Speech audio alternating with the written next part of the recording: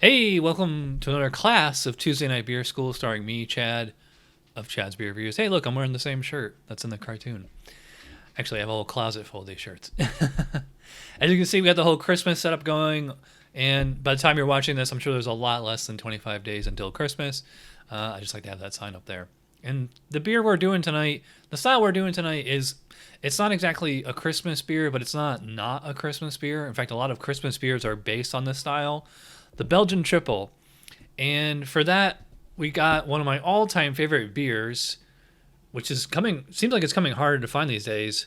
Tripel Karmeliet. I don't know if it's Karmeliet, Karmeliet. Let's get on with the class, with the lecture. So, hope you got your 2021 BJCP style guidelines.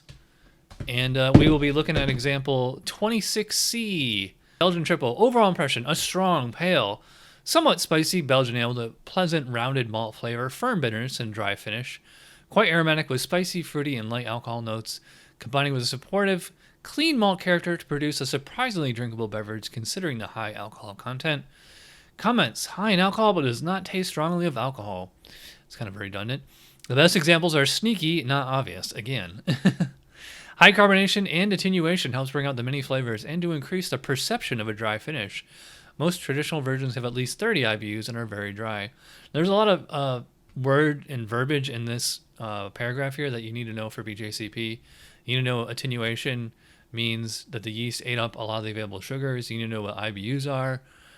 Dry, means that it finishes, well, I mean, if it's highly attenuated, it's going to finish quite dry. Dry just means like it's not a sweet, malty aftertaste. History. Popularized by the monastery at Westmalle, first brewed in 1934. That's it. It's only one sentence, BJCP. Michael Jackson, I think he has a whole chapter just on Belgian triples, or at least Belgian, monastery Trappist beers and stuff like that. I think BJCP, if you rewrite this guidelines, you gotta give a full paragraph there for the history. Characteristic ingredients: Pilsner malt, often pale sugar adjuncts, continental hops, spicy, fruity Belgian yeast strains. Spice additions are generally not traditional and, if used, should be a background character only. Fairly soft water. Style comparison: may resemble a Belgian golden strong ale, but slightly darker and a bit fuller bodied with more emphasis on phenols and less on esters and fewer late hops. Should not seem like a blonde barley wine. Yeah, again, you need to know what esters and phenols are, the differences between them. The best way is to read How to Brew by John Palmer or one of the 𝗕𝓙𝓵𝗶𝗽𝗍𝗃 books. All right, so vital statistics, we'll go IBUs 20 to 40, so, pretty bitter. 4.5 to 7 SRM, pretty light colored. And ABV 7.5 to 9.5, yeah, pretty strong beer. Commercial examples, again, Chimay Tripel. Well, they really call it Chimay Cinq Cents. 𝗕𝓙𝓒𝓟 Tripel, I'm not really familiar with that. La Trappe Tripel, yep. St. Bernard's Tripel. Val-Dieu Tripel, not really familiar with that one. Westmalle Tripel. They changed this because 𝓓𝓙𝓼𝗻 used to be on there. I am going to pour this, snap a pic, and we will get right back into the aroma and all that. All right, so I've got the Tripel Karmeliet in my Spiegel Belgian tulip glass, or whatever you want to call it. Let's just dive right in with aroma. I love the smell of this beer. Well, what's the first thing I notice is there actually is a little bit of skunkiness on here. Obviously, you can see it's a green bottle. It's a beautiful shade of green, I will say that. But we know, or at least you should know, is that green bottles and glass bottles let light in. The UV light, it interacts with something in the hop oils, and it causes that skunky aroma. It's called light strike. It's a real thing.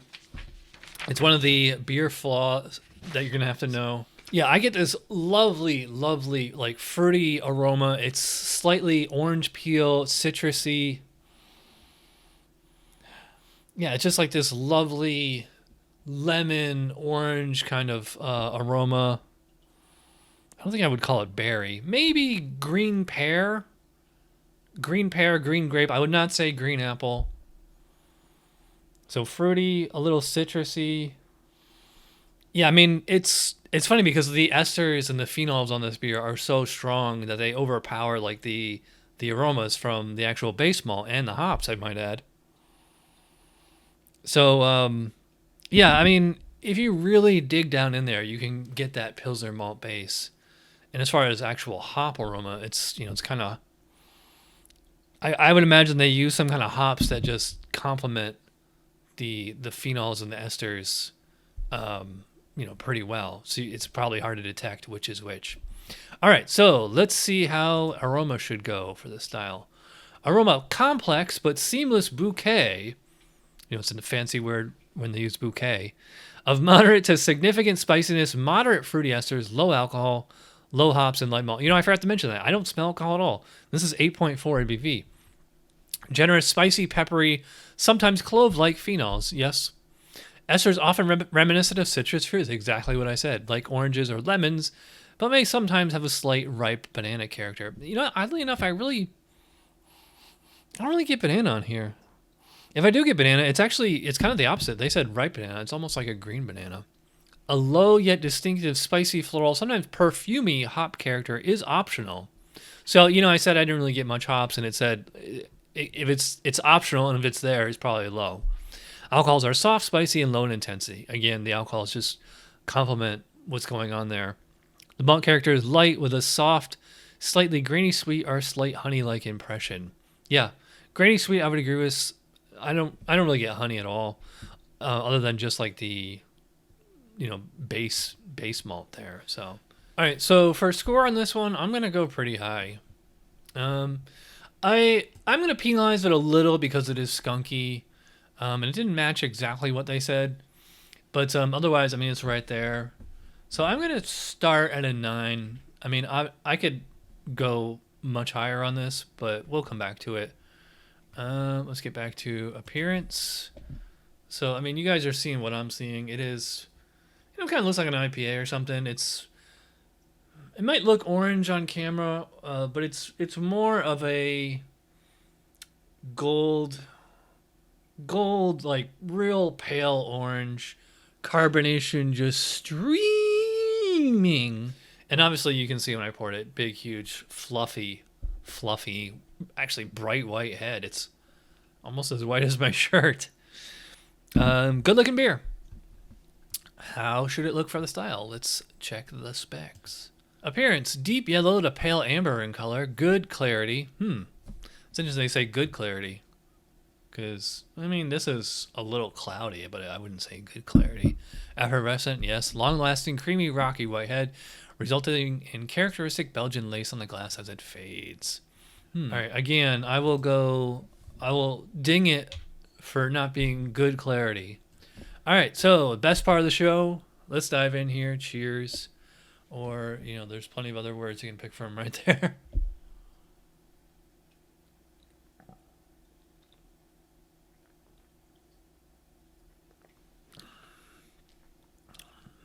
Wow.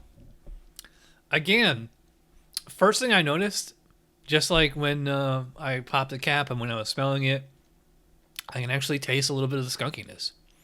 But it's only there for like a minute, and then, a moment.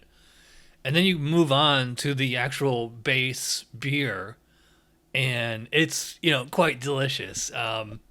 Same thing what I said with the aroma. It's a citrusy, it tastes much more spicy than it smells, I will say. So like up front, I'm getting like kind of like orange peel, almost like an orange sherbet ice cream kind of flavor. So you remember what I said on the aroma, it kind of smells like Fruity Pebbles cereal or Fruit Loop cereal. Has a very, very similar taste as well. It's like this, I wouldn't call it doesn't taste like children's cereal, and I wouldn't call it especially sweet. It's just those flavors like that. It's a lemony orange citrus essence. All right, so there is oatmeal in here, and there is a little bit of wheat. Those are just adjuncts, and I think that would explain the not clear body if they're using oats and wheat. So yeah, I think like the use of the wheat and the oats, and just with the whatever the natural yeast esters and phenols are there, I think that's kind of accounting for like the cereal kind of sensation that I'm getting. I would call it like lightly sweet, and it's far from like anything like a pastry set or something like that. It's funny because like how it can have like this almost candy kind of flavor, but at the same time be like a very dry beer. Like this finish is, I don't think I'd go so far as to say it finishes bone dry, but it's pretty close. I would definitely say this finish is dry, and the 8.4 ABV alcohol certainly helps with that. Yeah, so wheat, oats, citrusy flavors, just the yeast is doing so much of the heavy lifting here. I think the yeast is what separates Tripel Karmeliet from a chimay white or even a westmalle. All right, so flavor profile similar to aroma. Same descriptors apply for malt, esters, phenols, alcohol, and hops. Isn't that really redundant? They could delete this entire sentence here. Just start here. You don't need this, BJCP.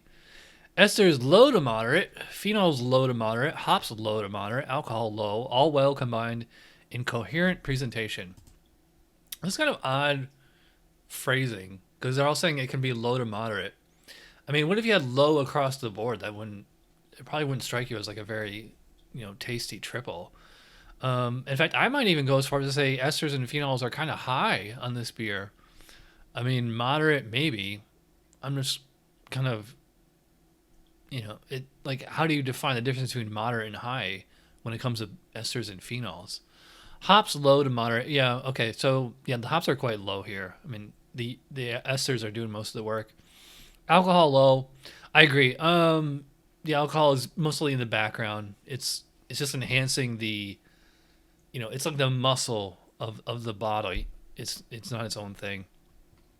Medium to high bitterness, accentuated by a dry finish. I agree. Yeah, it's the bitterness to me seems to come more from like the spicy sensation than the actual hops or anything. And yes, a very dry finish. Moderate bitterness in the aftertaste with a substantial spicy fruity yeast character. Should not be sweet. Yeah, I agree. I will say like this that yeast has like a candy kind of flavor, but it's not like exactly sugary or anything like that. Certainly not malty. All right, so how to score this? Well, if we're going to be sticklers for the style, I mean, it's saying low to moderate for everything, and like I'm getting what I would probably call high phenols and esters here. So I'm gonna go for this beer for this style. I'm gonna go a little low. I'm gonna go 15, maybe even 14 would be appropriate because you still can taste in a little bit of the skunkiness. All right, so mouthfeel.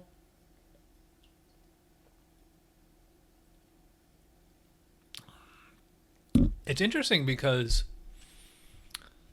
I mean, it's so highly carbonated, but at the same time, it's not a light, paper thin body like Bud Light or anything. Usually when you have such high carbonation, the carbonation in the body are usually inversely proportional. I mean, I would probably call this like medium full bodied, almost like a creamy texture, which, the wheat and the oats would probably, especially the oats would account for. High, maybe even very high carbonation, champagne like carbonation. You're going to be burping a lot when you drink this beer. I would say like little to no alcohol warmth. And that's really interesting considering that, this bottle is really warmed up. And this beer has really warmed up. But, it's not burning. It's not, it's just a real faint warming. I think it's just this, whatever yeast this brewery uses, it's like some kind of God-sent yeast, Very, very drinkable for a 8.4 ABV beer. I'm going to have no trouble doing this entire 750 ml bottle by myself. All right, so let's see what the specs should be. Mouthfeel, medium light to medium body, although lighter than the substantial gravity would suggest. That's interesting. Yeah, highly carbonated. Yep, the alcohol content is accepted and has little to no obvious warming sensation. Effervescent, should not be heavy. Exactly. They're saying medium light to medium. To me, it seems more like medium full. And again, the use of the oats and the wheat would probably account for that. So, maybe this beer isn't 100% to style. I think this kind of deviates a little. I mean, it's deviated on everything so far, so why wouldn't it deviate on mouthfeel? All right, so how are we gonna score this? Mouthfeel, it's like just a tad thicker, tad bigger than what the specs say, but otherwise, I mean, no problem. So I'm gonna go 4 out of 5 overall. I'm gonna go 8 out of 10. So total score of 38. Now to me that seems low. I think this should be at least a 40-point beer. And I kind of hedged on the aroma and the appearance and even the flavor. I hedged on everything. Because we got a little bit of skunkiness going on here, and because this beer is made with oats and wheat, and it's a little slightly, it's a variation on the style. So, but it's also a Belgian triple made in Belgium. It's not one of the Trappist breweries though. So I'm gonna bump the aroma up to 10. Like I said, I would at the beginning, and I will go 3 out of 3 on appearance. Yes, it's not brilliant clarity. So that gives us a total score of 40 out of 50. I would just be curious to see. This is something I would really love to have judged with another like real beer judge, to see like even though this beer is delicious, it's fun and easy to drink, it doesn't live up to the style guidelines 100%. So let me know in the comments. Should I be an absolute stickler? Would you? I mean, technically you could probably go as low as like 34 maybe on this beer. I do not think it's technically, like, honestly, I really couldn't go much higher than the 40 out of 50. I mean, to me, this is, like I said, it's like a top 10 all-time favorite beer. But it's just, now that I'm actually going by the specs, I'm realizing that it's not, the specs weren't written about this beer in particular, though maybe in the next revision they should, give it a consideration. All right, so there you go. 40 out of 50 for Tripel Karmeliet. One of my all-time favorite beers, but apparently is not one of the best examples of the style. Maybe I'll get a Chimay White or westmalle triple or something and do it to spec, and we'll see, which one actually is the better example. All right, so if you watch all the way in, you're awesome. Have a great holiday season, everybody, and I will see you next Tuesday. All right, bye.